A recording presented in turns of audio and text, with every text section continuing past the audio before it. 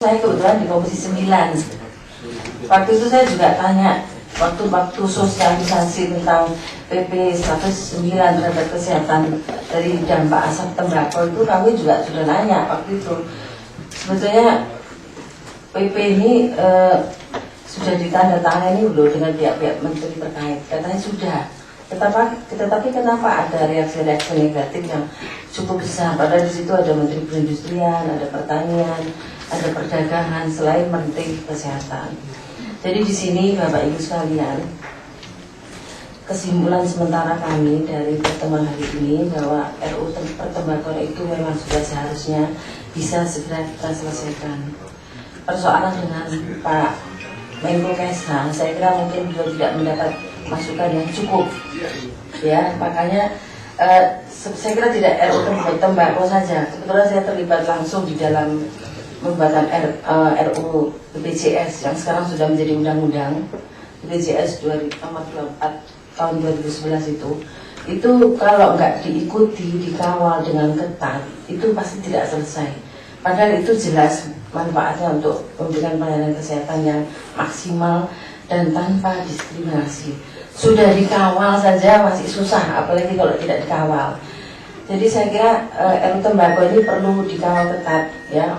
Saya waktu bikin RUU BPJS, para stakeholder, ada 8 menteri yang terkait di dalam pembuatan undang-undang itu tidak semuanya secara intens, ya, memberikan apa yang diinginkan dengan RUU BPJS. Kemudian kebetulan itu berkaitan dengan para buruh, ya. Kami minta para buruh untuk bisa mengawal, memberikan masukan secara tertulis, sehingga berbagai masukan yang diinginkan melengkapi undang-undang itu bisa selesai dengan apa yang diinginkan oleh kita. Hanya di dalam setelah selesai undang-undang BPJS itu, turunannya undang-undang itu karena itu sudah dikawal juga, sampai dengan pelaksanaannya itu masih ada aturan yang belum selesai. Nah, itu tentang kesehatan yang sudah jelas sama-sama menurut undang-undang masyarakat dilindungi mengenai kesehatannya.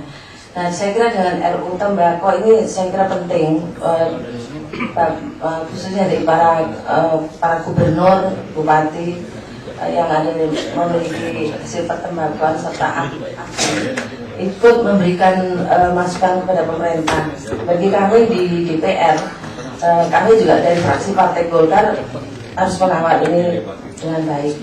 Cuman kami, terutama pribadi saya, mungkin saya tidak menggebu-gebu seperti apa ya, tapi saya memahami itu. Jadi kalau tidak menggebu itu bukan berarti tidak setuju, ya, cuman beda gayanya saja. Tapi kami memahami itu karena heritage-nya Indonesia itu tidak hanya tembakau, ada batik, ada jamu. Saya di Komisi 9, Pak, ini mumpung kita ketemu, jamu juga terkatung-katung, Pak, tidak hanya tembakau. Sehingga kita mendorong bagaimana jamu itu dilindungi, sementara produk jamu itu sudah dicuri tidak karuan, ya, apalagi tembakau. Saya kira sama nasibnya, beda-beda tipis gitu, ya. Permintaan kepada pusat untuk segera mempertimbangkan agar tidak kita mendengarkan satu pihak saja, apalagi dari luar negeri, karena ini pemerintah sebetulnya tidak konsisten juga membina petani ini. Saya kira tidak hanya tembakau, tidak konsisten, tidak ada koordinasi yang baik. Kemudian tidak ada kerjasama yang terpadu antara pusat dan daerah, sehingga yang dirugikan adalah masyarakat. Kemudian yang berikutnya, pemerintah pusat dari kita semua dari pertemuan hari ini harus didorong untuk bagaimana mengatur komoditi yang sesungguhnya. Jadi jangan hanya melarang-larang saja, tetapi tidak memberikan arahan yang konsisten dan sebagainya. Kemudian saya ingin ingatkan, waktu saya datang ke yang sesudah ada itu. Nah, ini kita tidak bisa main-main lagi RUU tembakau ini dengan segala macam persoalannya. Saya kira tidak hanya petaninya, buruhnya, juga hal-hal lain yang berkaitan dengan ini. Kemudian masalah kesehatan, saya kira kita sudah cukup membahas. Kita tidak ada persoalan, karena persoalan kesehatan itu kita tidak menolak untuk melindungi. Nah, tapi yang juga tidak kalah pentingnya berkaitan dengan BPJS kesehatan. Nah, ini kan itu menjadi persoalan juga, ya kan? Katanya ada perdebatan di kalangan dokter kalau perokok itu sakit, apakah juga dijamin oleh BPJS Kesehatan? Karena itu atas kemauannya sendiri, kayak peminum perokok itu kan atas keinginan sendiri, dan akibatnya itu apakah ditanggung oleh BPJS Kesehatan? Saya kira ini perlu juga dipikirkan, bagaimana mumpung kita jangan suka senangnya itu kaget-kaget gitu. Jadi sebelum kaget itu kita sudah bisa mengantisipasi. Tapi kan kalau alkohol juga kan belum dipikirkan oleh pemerintah, tetapi sudah di warning kalau perokok peminum. Tapi HIV itu sebetulnya kemauan sendiri, padahal itu ada anggarannya. Cuma akibat rokok belum ada, akibat alkohol juga sama. Dan yang saya tahu perokok itu tidak berakibat pada kriminal. Kalau alkohol berakibat pada kriminal. Di sini tidak bicara kepentingan sesaat. Saya kira ini kepentingan kita semua secara komprehensif, demi kepentingan bangsa dan negara, terutama berkaitan dengan tembakau sebagai heritage. Saya kira katakan produksi. Kami tentunya berkunjung ke daerah ini sudah kedua kali ya, mendengar dari beberapa. Ini dulu pernah dan juga mengundang beberapa stakeholder. Memang ini menjadi tanggung jawab kita bersama. Kalau dari Departemen Pertanian dan Perkebunan itu jelas menginginkan undang-undang tembakau ini ada dan siap untuk mendorong pemerintah, baik pemerintah daerah untuk menghasilkan produk tembakau ini seoptimal mungkin. Maka dari itu semangat itu kami dalam pasal 20 itu Pak menetapkan langsung dari tidak ada kalimat itu, supaya ya industri tembakau itu ya paling tidak dia harus menggunakan tembakau dalam negeri itu sekurang-kurang 70% dari kapasitas produksinya. Karena industri itu kan ada standar kapasitas produksinya. Dari dengan catatan supaya impor ini seminimal mungkin. Dan ini yang kita dapat masukan-masukan dari lain. Nanti soal angka apa yang disampaikan kita akan konfirmasi juga dengan pihak industri.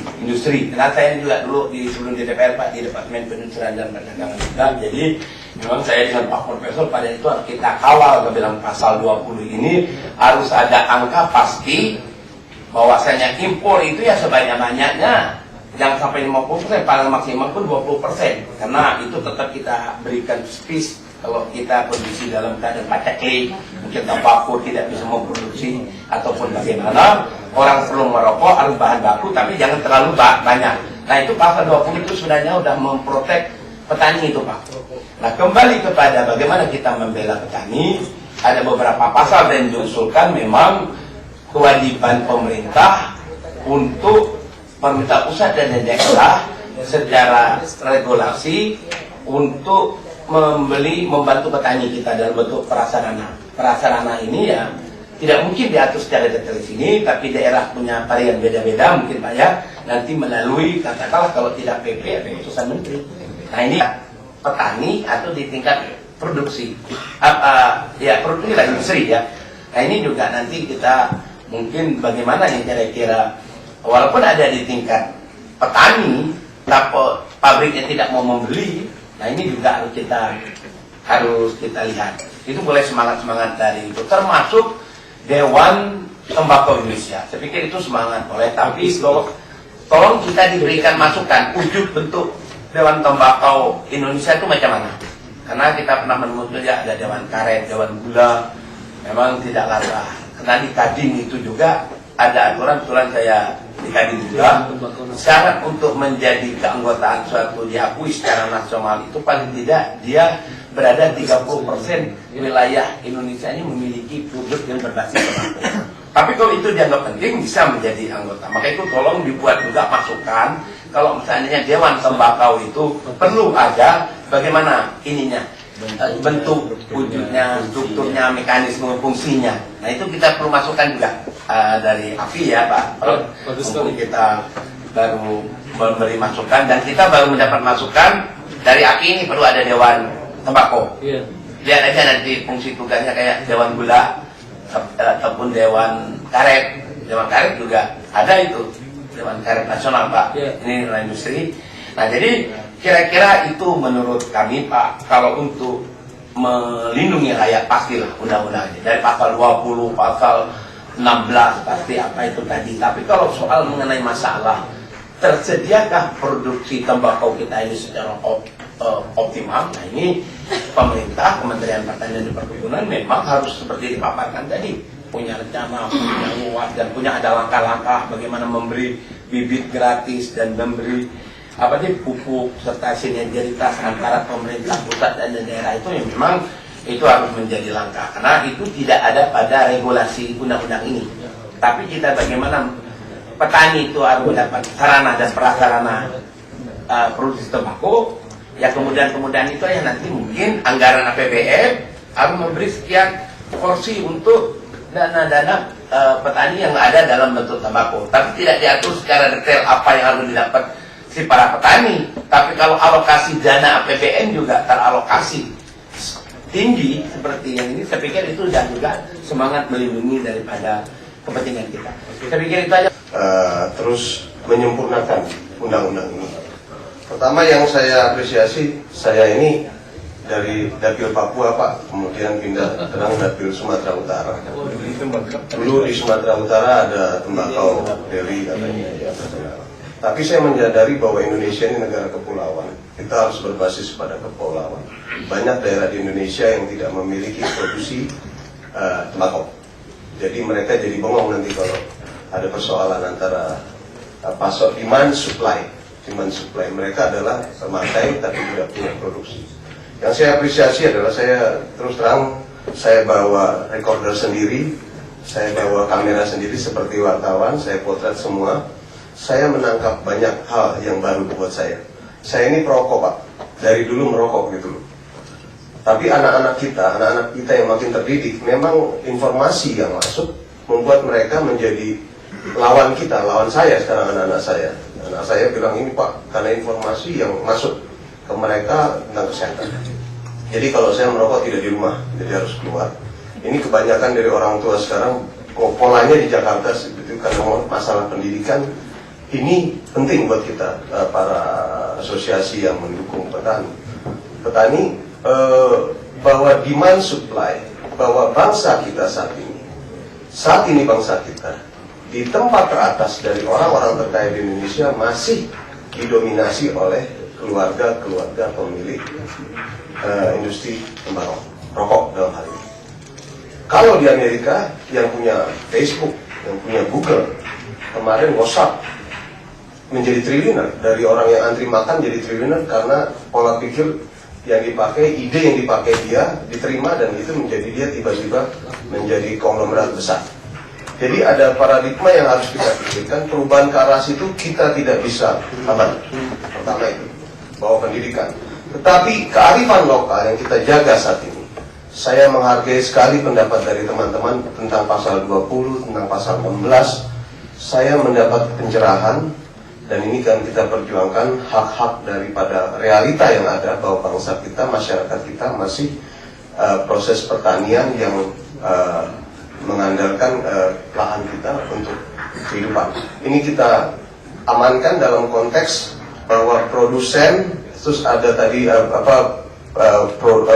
produksi, pembeli tembakau. Kelihatannya tadi pembicaraan yang saya dengar hanya soal gudang garam, mayor market leaders, kemudian ada mungkin ada Bentul ya, ada Jarum ya, ada Noyo, ya itu banyak sekali variasinya dan itu tetap kita jaga. Undang-undang ini memadukan, yang saya lihat, saya dari Demokrat, memadukan antara kepentingan di hulu dan kepentingan di hilir. Keseimbangannya di mana? Di hilir pembatasannya juga saya sebagai perokok agak tersinggung. Tadi sering saya baca merokok membunuhmu, saya sering jadi bingung sendiri, apa saya terbunuh gak ya? Saya mati nggak nanti ya gitu ya? Jadi ya, akhirnya psikologi saya membuat saya merokok dengan ini, saya sebagai pasien ini ya, membuat pemilih rokok yang tarnya paling rendah. Itu secara naluri saya gitu, naluri saya, oh ini tarnya paling rendah. Sampai Pak Kepala Dinas itu rokok perempuan Pak, katanya maaf ya ibu-ibu ya, rokoknya yang sangat sedikit sekali tapi tidak terasa. Ya itu yang ada di pikiran kita. Jadi pasal 16 tadi, pasal 20 itu penting mengenai pembatasan jumlah. Saya juga mendukung adanya pekajian Dewan Tembakau Nasional, Dewan Tembakau Nasional, ada Dewan Gula ya. Kemarin kami baru menseleksi Dewan Energi Nasional, karena energi vital ya, baru selesai. Jadi waktu yang cukup ini ya di bawah kepemimpinan beliau nih Pak Kabir.